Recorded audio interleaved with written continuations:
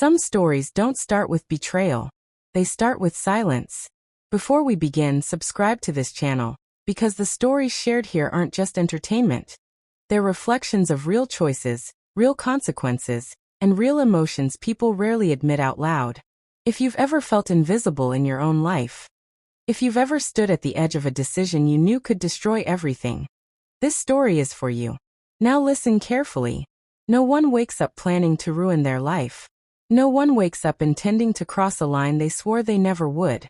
And yet, sometimes all it takes is one ordinary afternoon for everything to begin unraveling. Life has a cruel way of disguising turning points as routine moments. They don't arrive with thunder or warnings. They don't announce themselves as the day everything changes. They slip into normal days, unnoticed, unremarkable, and only later do you realize nothing has been the same since. The day Ethan came back into my life was exactly like that. It was a dull afternoon, the kind you forget as soon as it passes. Soft sunlight filtered through thin curtains, dust particles floating lazily in the air like time itself had slowed. The house was quiet.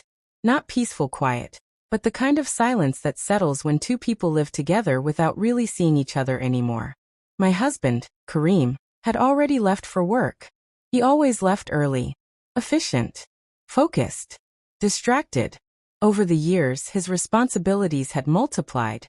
Or maybe they had simply replaced the space where intimacy once lived. That morning was no different. Except for one thing. Ethan was back. Ethan was Kareem's son from his first marriage. 25 years old. Intelligent. Quiet. Watchful. He had returned after a painful breakup. The kind that doesn't explode but slowly hollows you out. Kareem mentioned it casually, like an update on the weather. "Ethan's staying with us for a while," he said one morning, already scrolling through his phone. There was no discussion. No pause to ask how I felt. And just like that, the balance of our home shifted. At first, everything was polite. Too polite. Ethan and I moved around each other carefully, like strangers sharing borrowed space. Conversations were short, respectful. Boundaries were clear. We were both aware that too much familiarity could become dangerous territory. He was kind but distant. I was courteous but guarded, because peace in a household often survives on what goes unsaid. That afternoon, I was in my bedroom getting ready for a formal gathering Kareem insisted we attend. Dresses were scattered across the bed. Each one felt wrong. Too tight. Too dull. Too much like someone I no longer recognized. Lost in thought, I didn't hear the door open. A voice broke the silence. "Care." The word stopped halfway. I turned. Ethan stood frozen in the doorway.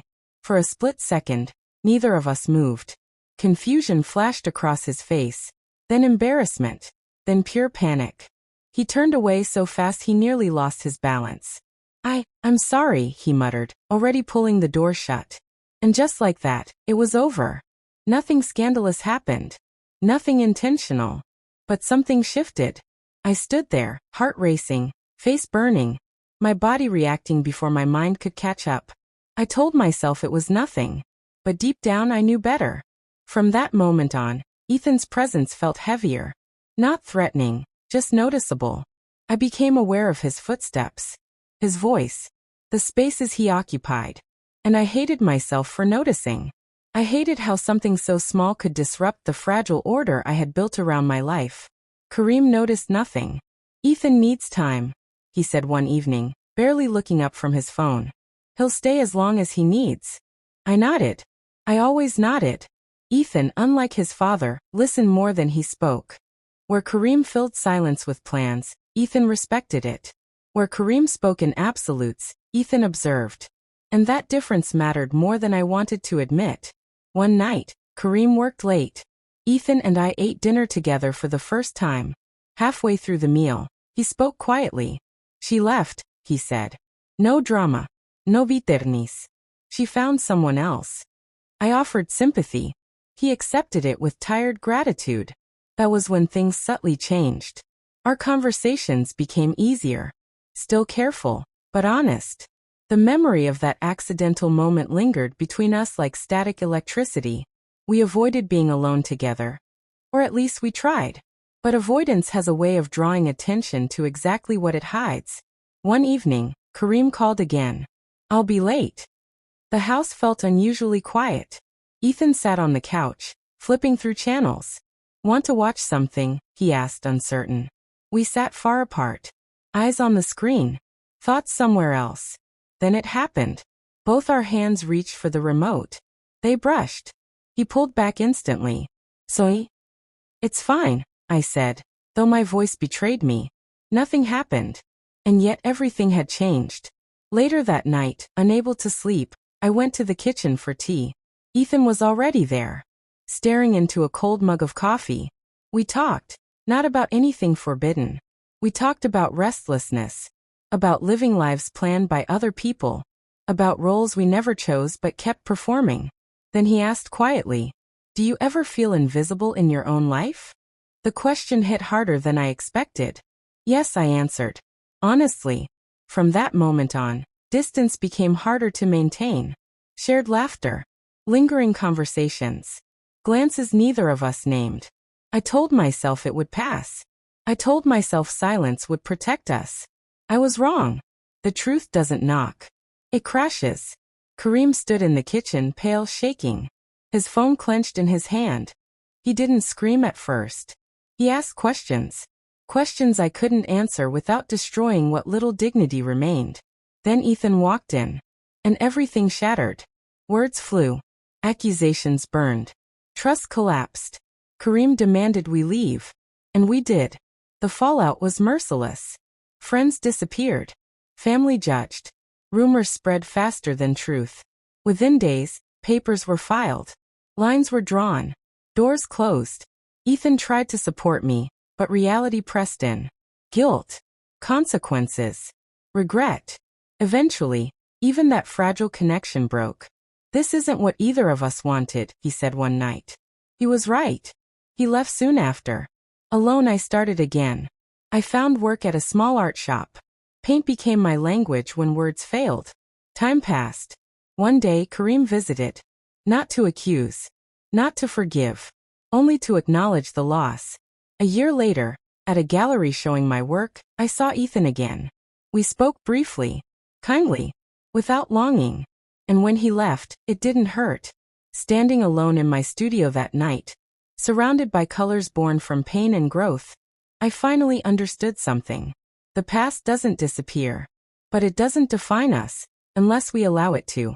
Sometimes the most unexpected moments don't teach us who to love. They teach us who we are. Not through what we gain, but through what we survive. Some consequences don't arrive all at once. They come in waves. And the worst part is not the damage itself. It's the moment you realize you saw it coming, and still did nothing to stop it. I sensed it before I saw it. That strange pressure in the chest. That quiet instinct whispering, something is wrong. Kareem was standing in the kitchen when I walked in. Not pacing. Not shouting. Just standing there. His face was drained of color, his shoulders stiff, as if his body had locked itself into place to keep from collapsing. In his hand was his phone, held so tightly his knuckles had turned white. For a moment none of us spoke. The refrigerator hummed. The clock ticked. Life continued, indifferent to the fact that ours was about to break apart. "Sit down," Kareem said. His voice was calm. Too calm. I didn't move.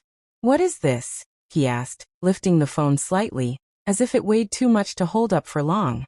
I didn't ask what he meant. Because I already knew. He didn't accuse me at first. That was the most terrifying part. He asked questions instead. How long? When did it start? Why him? Each question landed like a blow. Not because I answered them, but because I couldn't. There are moments when words abandon you completely. Not out of guilt alone, but because no explanation can make something unforgivable make sense. I opened my mouth. Nothing came out. Kareem exhaled slowly, as if bracing himself. Then the door behind me opened. Ethan walked in, and the fragile illusion shattered completely. Kareem turned toward him. The look on his face changed instantly, confusion collapsing into understanding. "No," he said quietly. "No, not you." Ethan froze. "I didn't," Ethan began.